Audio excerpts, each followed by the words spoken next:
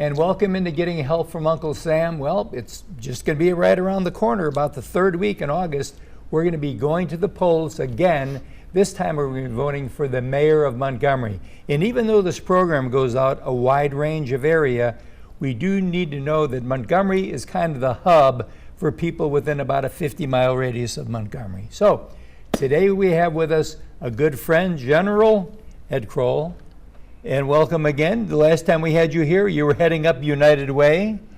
And the next before that, you were heading up and you were just kind of a heading up kind of guy, aren't you? Absolutely. If you need something done in Montgomery, you're a go-to person. I'm the guy. You're the guy. Give it to me and I'll get it done. That's right. So what made you want to run for mayor? Well, you know, really just thinking about it, I've made a substantial investment in our community. Yes. And then I've watched others like me do the same.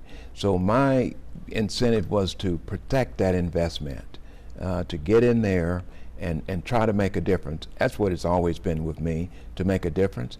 And I think based on my background in leadership from the United States Air Force, military, it qualifies me to get in there and do more than just talk. You know, a lot of our people have talk about doing things, but I envision and then I strategize and then I make it happen. And I've had a lot of success in doing that. We would like to ask you, what would be your top 3 priorities to try to tackle if you should win the race? Well, you know, there are priorities, and I believe in goals and looking at milestones. Obviously, first thing I would do would try to win and gain the confidence of every citizen in Montgomery, because without that, you know, you're going to be lost. Right. As leaders and managers, we achieve through others. You can't do it by yourself. So once that, obviously there have been some priorities already set. You know, the top 2 challenges in our city, obviously, is education and crime. And I don't want those 2 to overshadow many of the other needs. Infrastructure, that's another. Healthcare, pediatric healthcare absolutely is a huge void. All those areas, and you know, and I've had some exposure and experience in each of those. You know, I've served in the healthcare environment. I've served as a member of the Blue Cross board for 14 years. I'm currently vice chairman and a board member of the Jackson Hospital Board. Mm-hmm. So I relate pretty close to those. I'm passionate about things that affect our people, our citizens, and also family, and that's important. But more importantly, you know, we look at education. We do about as good a job as anybody talking the talk. True. About education. True. But when it comes to walking the walk, we are very, very far removed. So, you know, what we've got to do, we've got to get from that level to the next level. And education affects a myriad of things. Yes, everything. You know, the one dominant focus I look at is economic development. Without economic development, without individuals coming into our area, investing, and people, and providing good jobs for people to make a decent living so that they can reinvest, then we're hurt.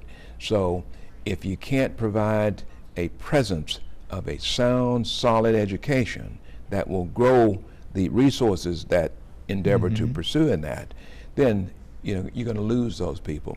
You know, one of the things when we look at recruiting entities, recruiting people to come into this area, it's tough, but that's the easiest part.